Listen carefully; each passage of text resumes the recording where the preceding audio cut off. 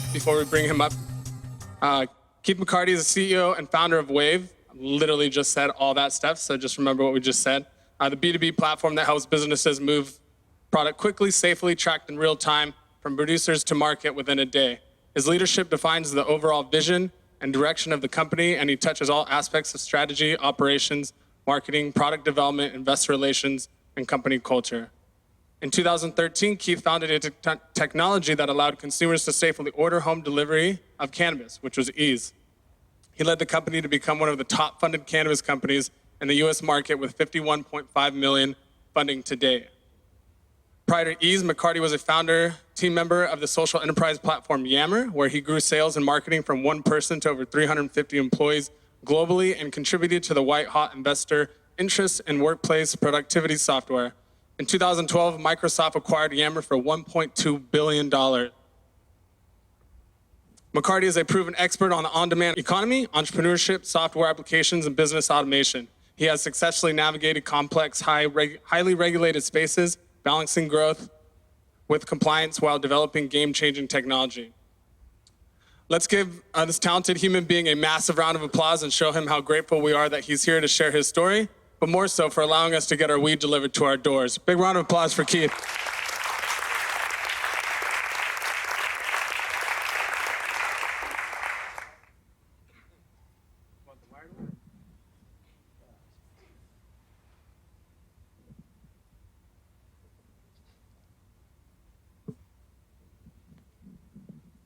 Awesome. We all still good out there? I know that was a lot. It was a handful. I talk a lot.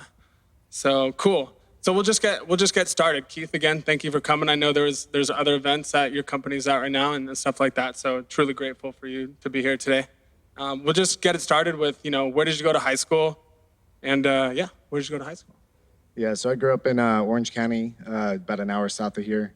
Born and raised in the city of Orange, Villa Park Elementary, Sarah Villa Park High School, Chapman University, so stayed pretty close to home, pretty close to family, and that seemed pretty important to me at the time. And what about sports, hobbies, anything like that while growing up? Yeah, I grew up in a pretty competitive household. My father runs professional racing for Yamaha, so any two-wheel racing in the U.S., he manages the sports teams. My uncle was a professional racer, and so grew up in like I said, a pretty competitive household, and losing wasn't really an option.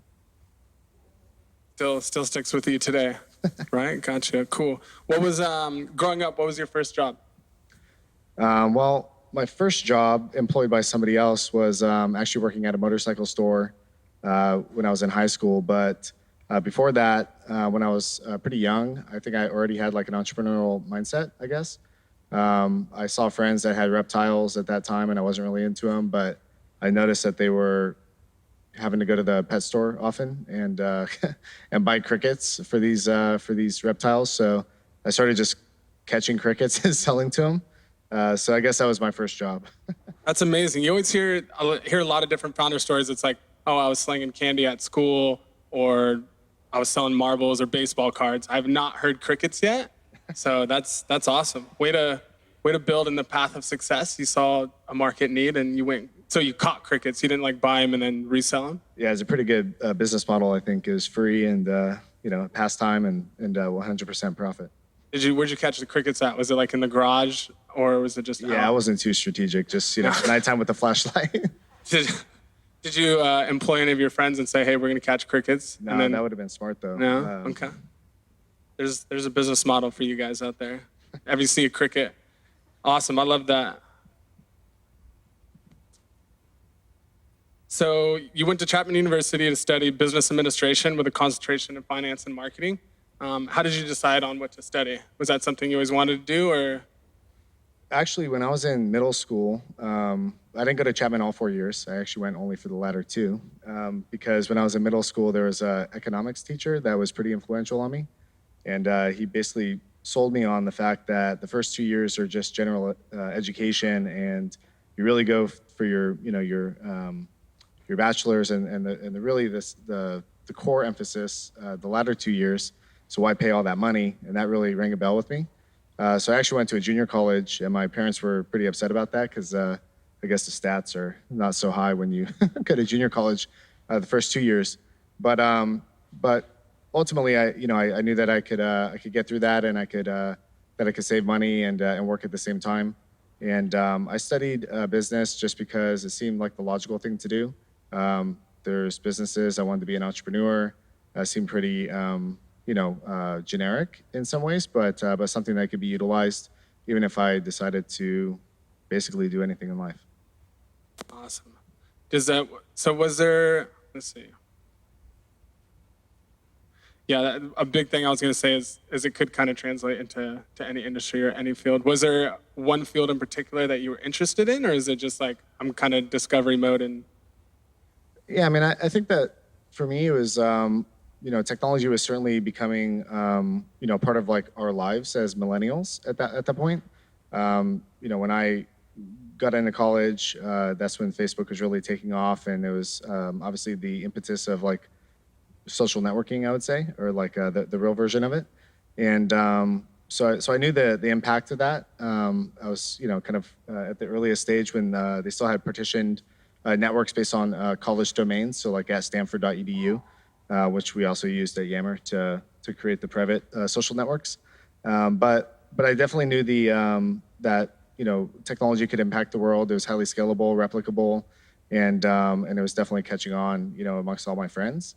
I wouldn't say that I was completely bought into technology as my career path until I met David Sachs, who's part of PayPal Mafia. He started PayPal with Elon Musk and Peter Thiel and many others that I'm sure everyone here knows. And he became a really good friend of mine, and he had a huge impact on my life in terms of just looking up to him, being a mentor, and really understanding how to build great technologies that can impact the world. That's awesome. You said when you went to junior college, was it OCC? No, it's San Diego Canyon College, I guess. Okay. Yeah. Cool. Yeah, I lived down in Huntington for like the last 10 years, so did a little OCC myself before design school. What was your fondest memory of college, good or bad? Honestly, I just went to school and I put my head down, and I liked Chapman because it was small classes. I wasn't really into partying and or like socializing too much. I just kind of like I said, put my head down, worked hard, and hung out with my family. Awesome. So you moved up to San Francisco. When and what made you move up there? Well, out of college, I joined a company called Genie that David Sachs had launched. It was kind of like Facebook for families when we still thought that Facebook was not the place where people wanted to have their families. It was where you posted pictures about your parties and college events. We learned later on that actually Facebook owns that social graph. So there's like family, friends, and coworkers. Nonetheless, I joined this company, and we ended up spinning Yammer out of that about 3 months after I launched, 3 or 6 months after I joined, and that became the enterprise social network. But basically, we launched. I joined Genie in LA in 2007. We launched Yammer September 2008, and then we moved it up to San Fran in 1 year later, so September 2009. Okay, and then there was App Annie. Can you kind of touch base a little bit on that? Yeah, so Yammer, we launched September 2008. 3.5 years later, we scaled it to about 850 people, raised a bunch of money. That's where I learned how to raise capital, build teams, scalable, technology, and ultimately have a successful exit to Microsoft for 1.2 billion in 2012. I had a 1 year commitment at Microsoft, which was interesting for 1 year. So June 2013, I guess it was that I was basically on the day left Microsoft, and I wanted to go and do the next thing. I traveled a little bit, and but around that time, Sequoia had just invested into App Annie, which is like the Nielsen for the App Store for like mobile apps. And they had to build the sales team from generalists to specialists, so like EBRs, SDRs, account executives, renewal managers, so on and so on, taking a kind of a playbook from Salesforce. A lot of these things are like, if you just follow what Salesforce did, then you're on a pretty good path. But I had just done it at Yammer, and so they placed me at App Annie, which was a pretty good experiment for me to do it the second time, and it worked out pretty well. So I did that for 6 months, and hired a bunch of people from Yammer, and basically replicated what I did at Yammer. Awesome. Cool. So before that, or actually altogether, how many startup ideas have you worked on? What was one of the biggest lessons you learned from them? I haven't worked on too many startup ideas. All of them You just pretty much are nailed it, named. each Yeah. one. Yeah. Nice. I've been pretty fortunate to have all of them be successful. I know that's very uncommon, but when I'm into a startup, I'm all in. I'm not one of those guys that wants to spread myself thin. I'm all in on that idea, and whether it's through blood, sweat, and tears, or luck, or skill, I'm not sure, but they end up being somewhat successful. That's a huge common theme, is spreading yourself too thin, and I think I think a lot of people can relate, and those who know me as entrepreneurs and creatives and designers, we have like 15,000 ideas, and we're always working on them. And the advice is always focus on one. What advice would you have for someone who just like, okay, I have these 5 great ideas. How do you focus on just one? Is it the fastest one you can get to market, or most passionate about? I guess would be. For me, it's always been about the passion. I think with the first startup, Genie, the one that we spun Yammer out of, we actually sold for 100 million, and then we sold Yammer for 1.2 billion. And like I knew how hard it was to to run those companies and to ultimately get them to a successful exit. So you kind of be insane to do it a second time or a third time or a fourth time, unless you're extremely passionate about it. So I think passion is absolutely the number one, sort of thing that I look at in terms of whether I'm gonna go after something or not. But ultimately, they have to have legs. They have to be a great idea, and otherwise, it just becomes frustrating. Absolutely. And a common theme of your successful companies is software, right? So that's a big thing. So I kind of want to shift over to Eaze just for a little bit. I love to ask founders, like, what was that? How did the idea of Eaze originate? But take us all the way back to the literal moment when you had the idea pop in your head, and describe the conversation you had with the first person you told. What was the initial thoughts, like when it just, like, literally the first, like, oh, this is such a great idea? Yeah, this is pretty funny. Well, basically, at Yammer, we had an employee there, actually a really early employee. His name is Travis Vanderzanen. He started that company Bird that you see all those scooters out there. So anyway, we were at Yammer, and he ended up leaving to start an on-demand car washing business called Cherry that ultimately didn't work at all. But he ended up getting acqui-hired by Lyft and becoming COO over there, and introduced the model that's like kind of like the UberX model, the peer-to-peer, which is the most disruptive one that pretty much everyone uses today with ride sharing. And they actually surpassed Uber at that point, getting into more cities. And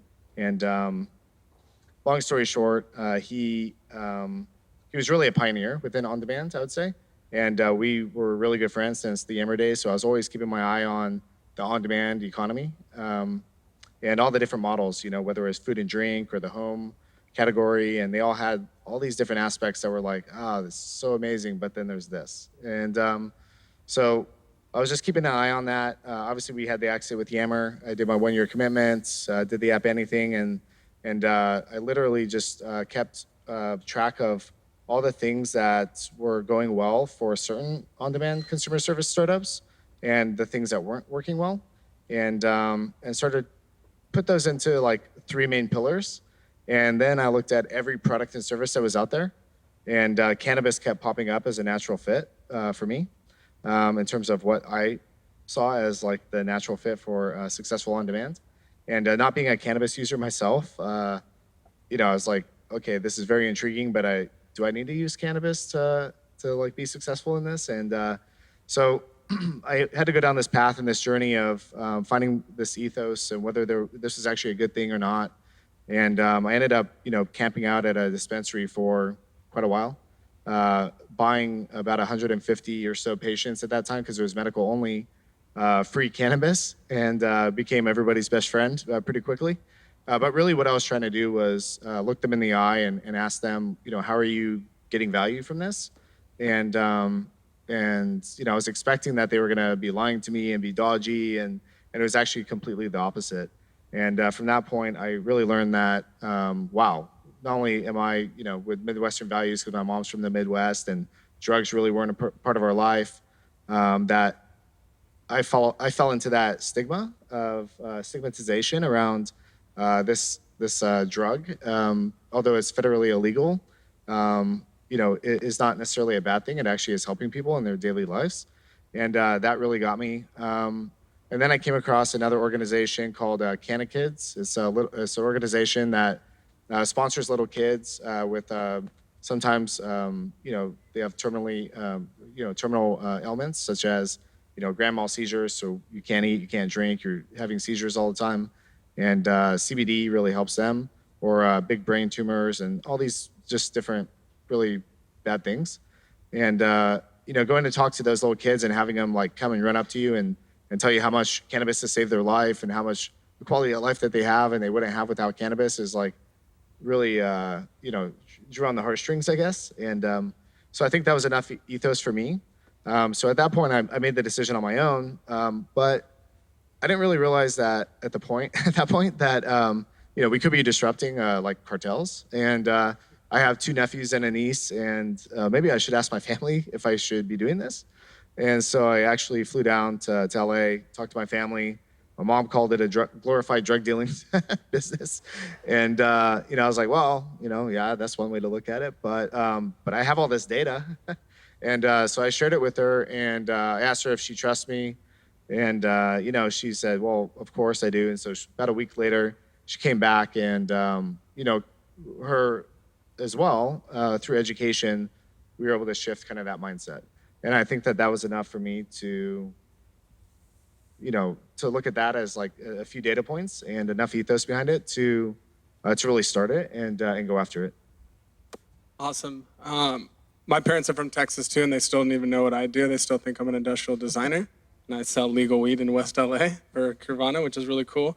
What other names? How did you come up with Eaze, or what other names did you guys have before that? Yeah, the brand names I obsess over. It's one of those things that like once you have it, you can't really go back. I feel. So I like 4-letter brand names, single syllable, 4 letters, multiple meanings, and they don't have to be spelled correctly. So Eaze is about easing the pain, ease of use. WAYV is about one we're delivering, so it's waving hello, waving goodbye. The entire industry is a big tidal wave, and we're at the epicenter of it. So we're really allowing people to ride our wave, and then the industry is a wave. Waves are also. I went through like a difficult time where like I was having these panic attacks, and I didn't understand why. But water, for whatever reason, like I would actually soak in the bathtub, and for whatever reason that helped me. So water is like very therapeutic. But when I was trying to come up with this brand name, I was actually in Salinas with one of our partners. And I was sitting out looking at the beach, and I had like 15, 20 minutes. I was like, all right, I'm going to come up with the brand name now. Seagulls and kites and surfboards, and nothing made sense. And then the waves, kept coming. And waves are very fluid. That's how logistics work. They need to work. They need to be agile, almost dodging obstacles in real time through geolocation and real-time traffic and just optimizing the route. So I started to connect some of those dots. Also, we do standard next day delivery, and if you've ever surfed before, I grew up in Southern California, so I know. But they come in sets of 7, and we do standard next day delivery. So 7 days a week, standard next day delivery. It started making sense. I don't know. There's a lot of dots that I try and connect, but having multiple meetings and something that rationally makes sense to me and that you can articulate in terms of the value that you're providing. But ultimately, I like single syllable, 4 letters. Awesome. I love that. I think that's really cool.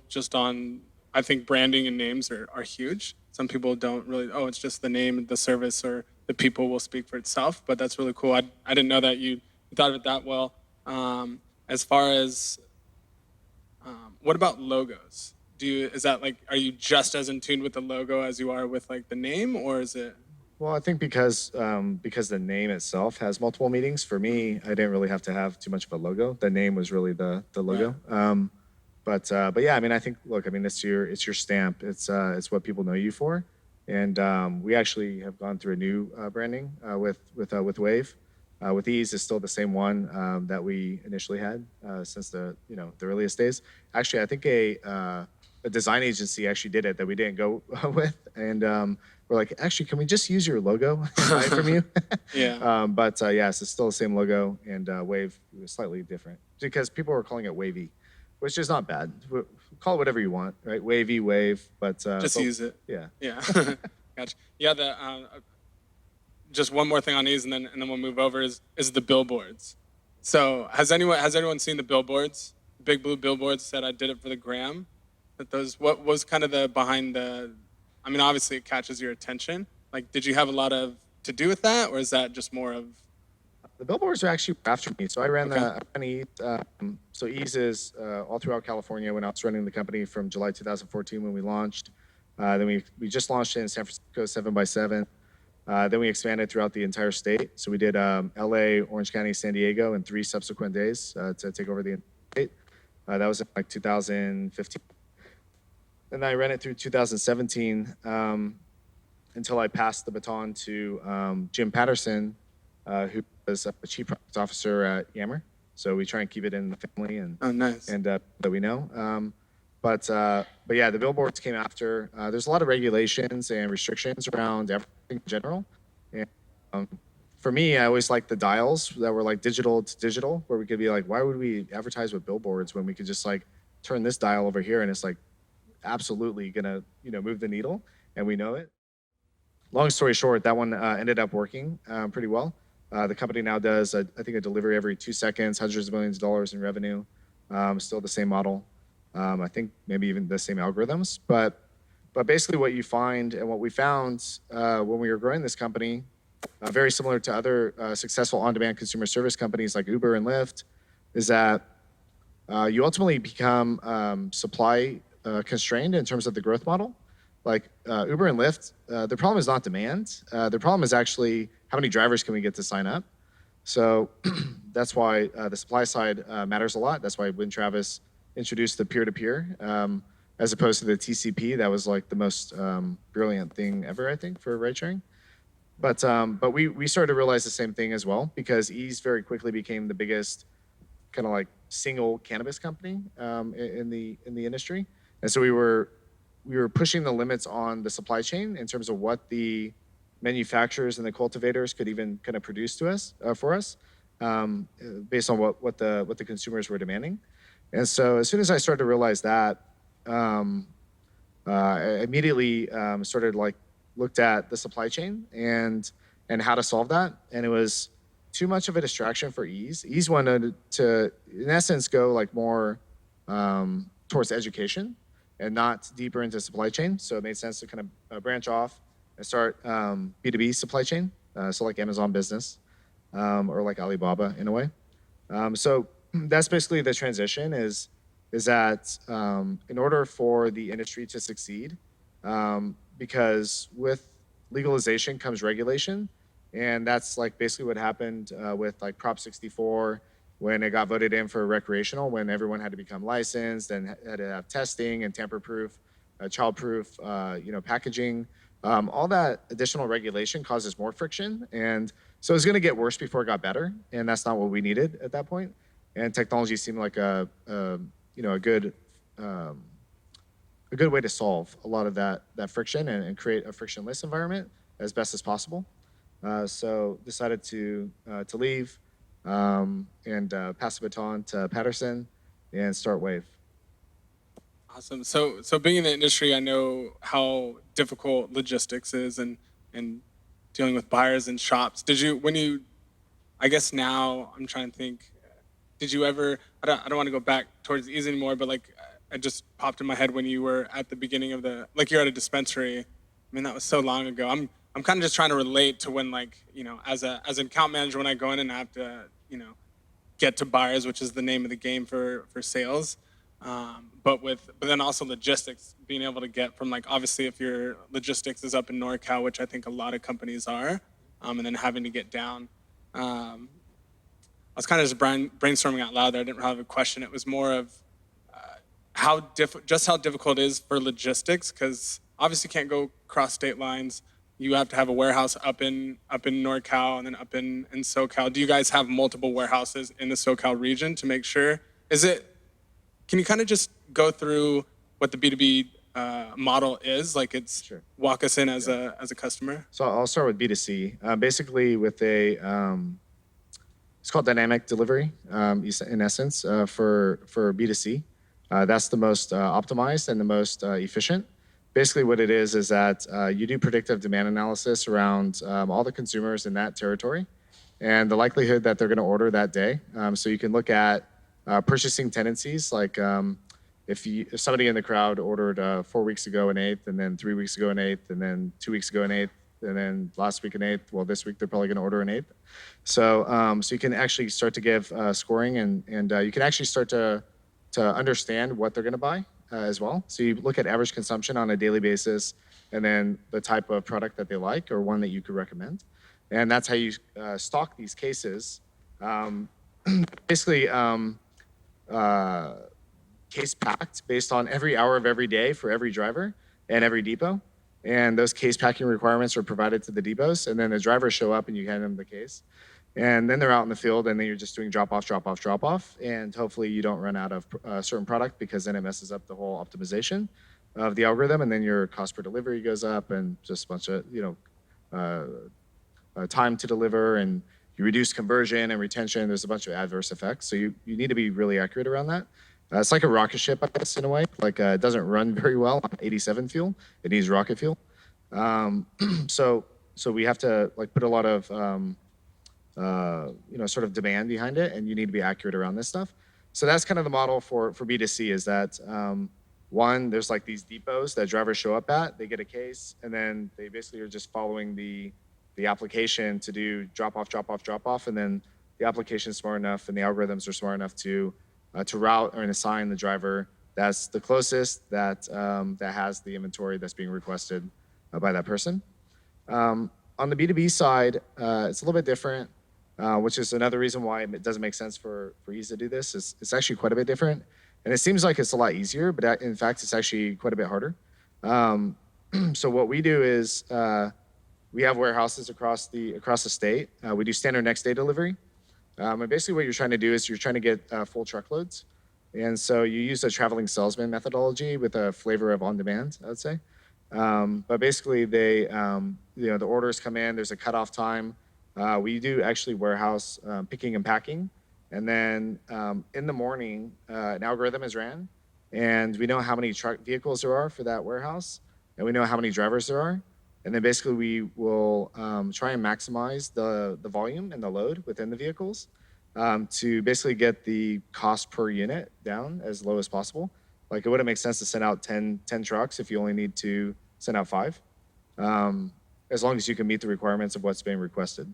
So it's a little bit different, but equally as valuable. I think in this industry, distribution has really been frowned upon, because brands did a great job of developing great products, and then it makes sense to use a third-party distributor because the economies of scale. But if they're not tech enabled, then they end up doing a really bad job, and ultimately the retailers get mad, and then they tell the brand, and then the brand's like, we're not going to let you define the success of our company.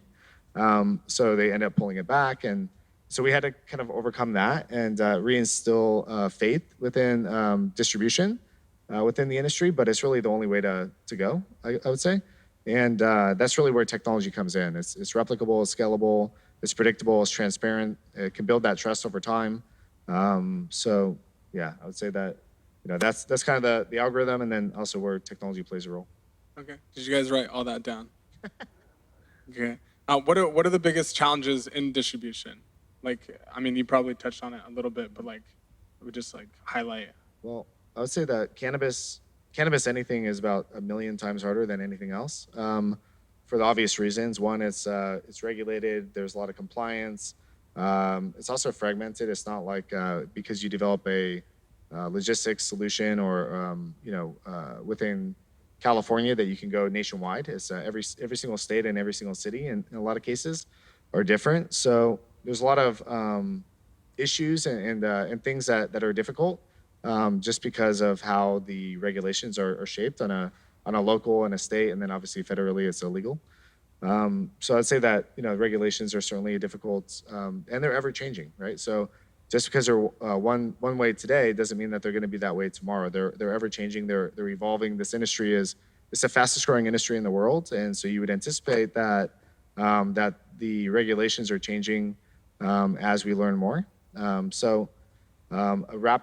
A rapidly evolving and fragmented industry that's highly regulated is essentially the world that we live in, and that's like a perfect recipe actually for technology because technology is agile, it's scalable, and it can adapt to those things.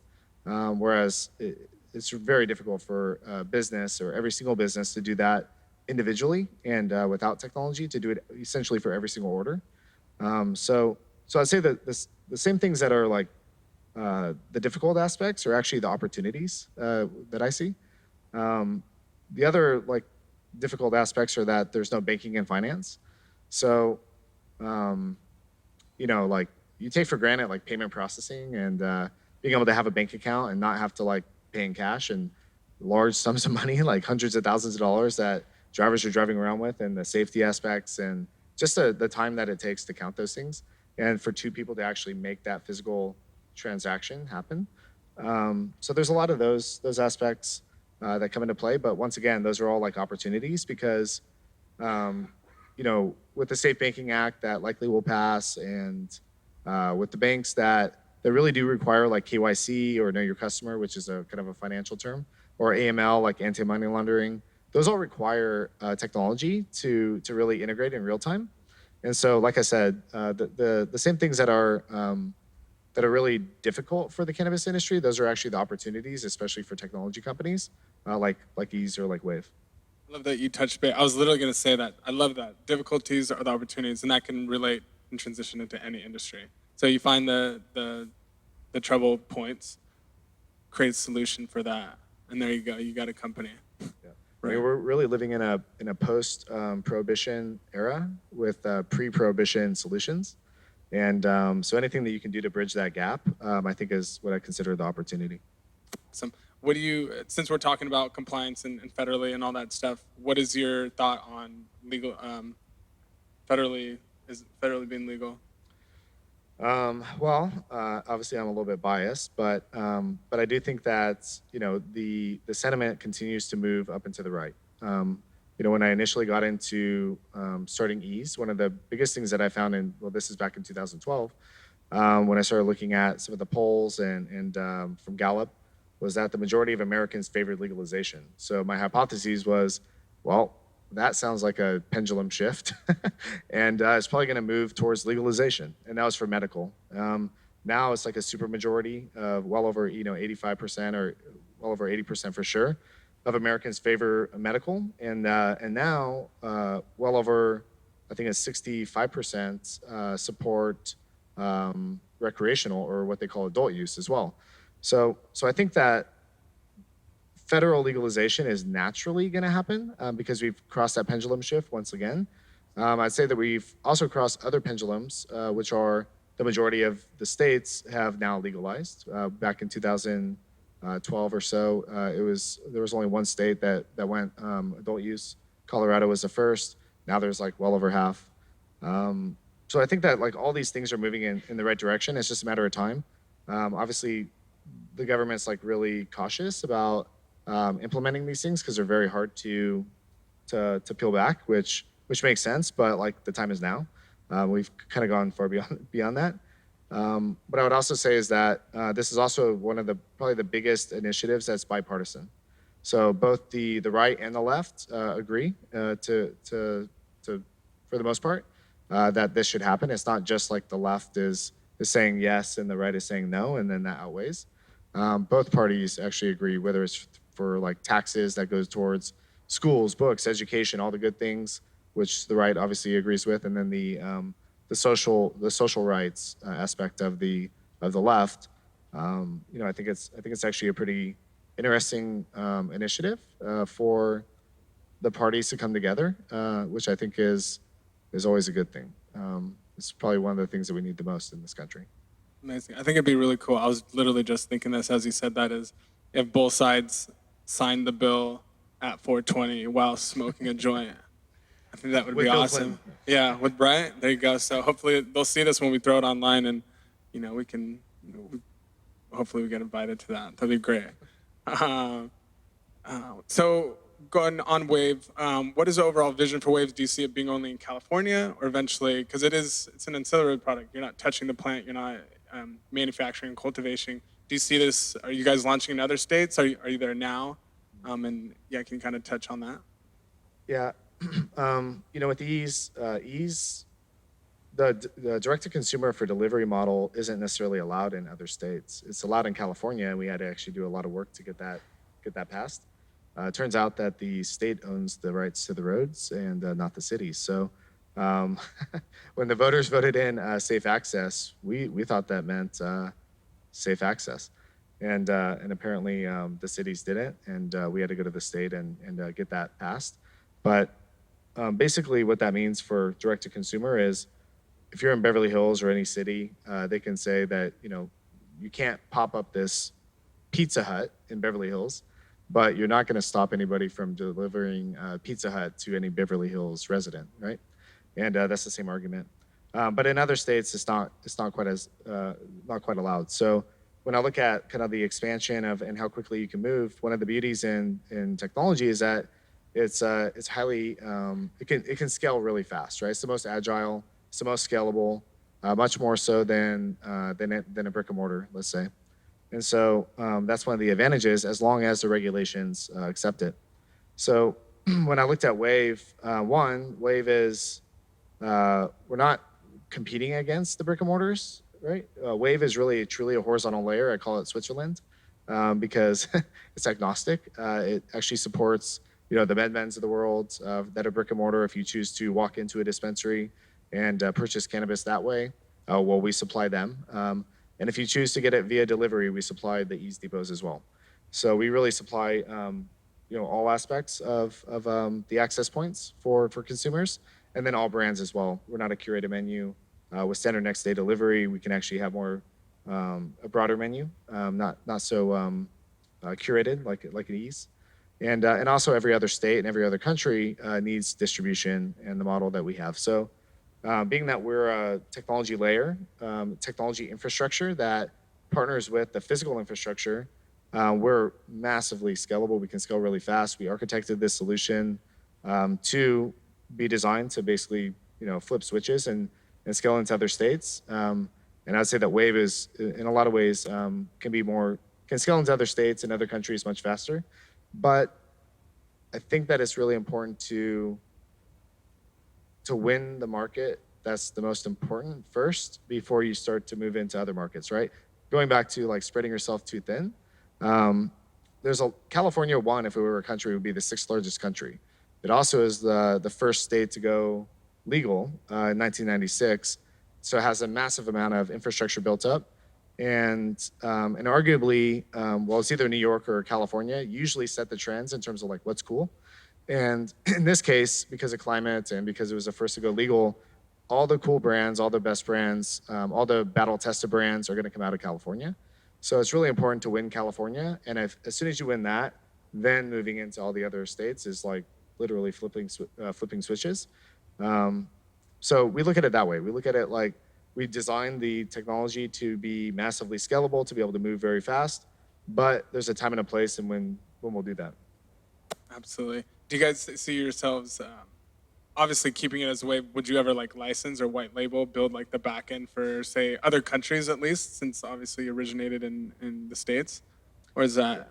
We're pretty heads down right now, just focused on winning California. But anything's a possibility. Yeah. Okay. And then kind of moving on, what do you love most about the cannabis industry?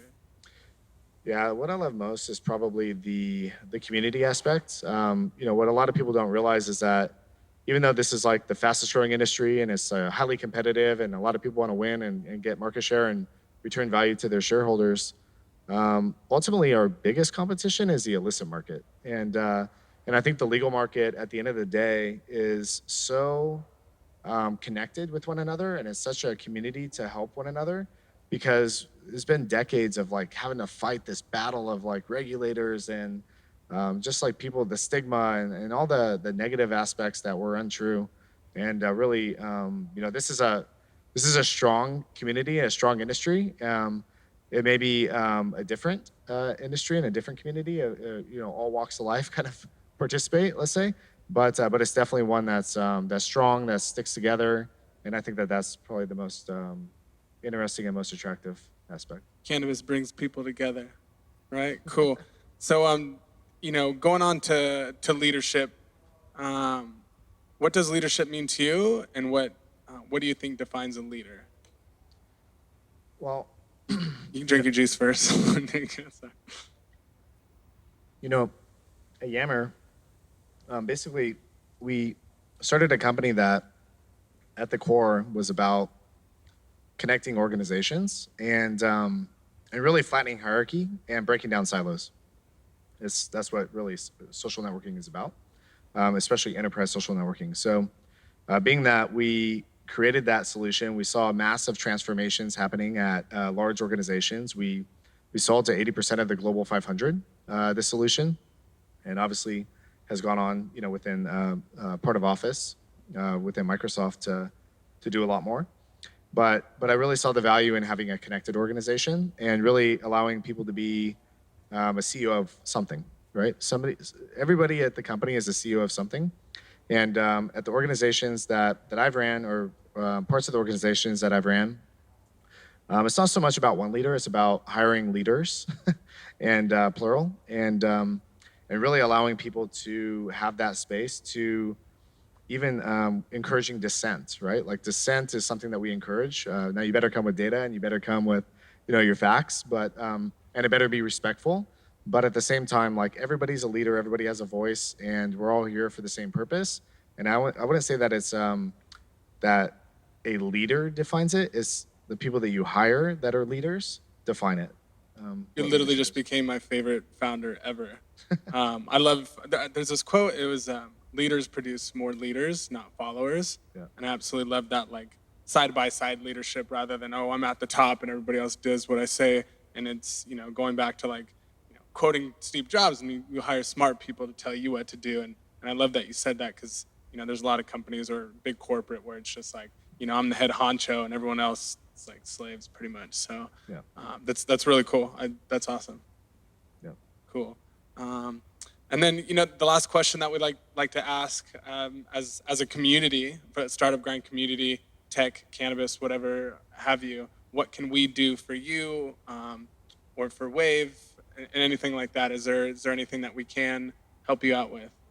Yeah, I mean, I think the biggest thing right now is there's 3 times as many illegal dispensaries than there are legal. So with all the craze going around with the vaporization and Carvana and stuff is here, I know, but I was just on a panel at TechCrunch Disrupt with Bharat, the former CEO of PAX, and this is like, it's a scary thing that this is happening, but I think we'll get to kind of that conclusion through CDC and everything, and I think that what everyone could do is just to be conscientious of what you're buying and where you're buying it from. On the legal side, everything is required to go through testing. It's tested for molds, pesticides, or for safety. Leading brands like Carvana, they tend to use only all natural products, and I just think that seems to be like the healthier, safer path. So the one thing that I would suggest, not only for us but also for yourself, is to purchase cannabis from a legal shop and not an illegal shop. And aside from just the health aspects, I just think that the tax revenue and validation around this and allowing that money to go towards schools, books, education, as opposed to all the bad stuff like trafficking and whatever else comes along with those illicit activities. That's where I'd say you can help. That's amazing. So yeah, definitely buy legal. If you guys don't know, they're all over. You can always check out weed maps and stuff too. And if you're familiar with what was going on in the illicit market and all those carts, our condolences out for the people who were affected by those and their families and things like that. So that's amazing that was your ask. Just another cool point for sure. So I mean, that's pretty much it. We really appreciate your time and coming out here and kind of dropping some knowledge on us and on everything. And Give it a big round of applause for Keith, everybody.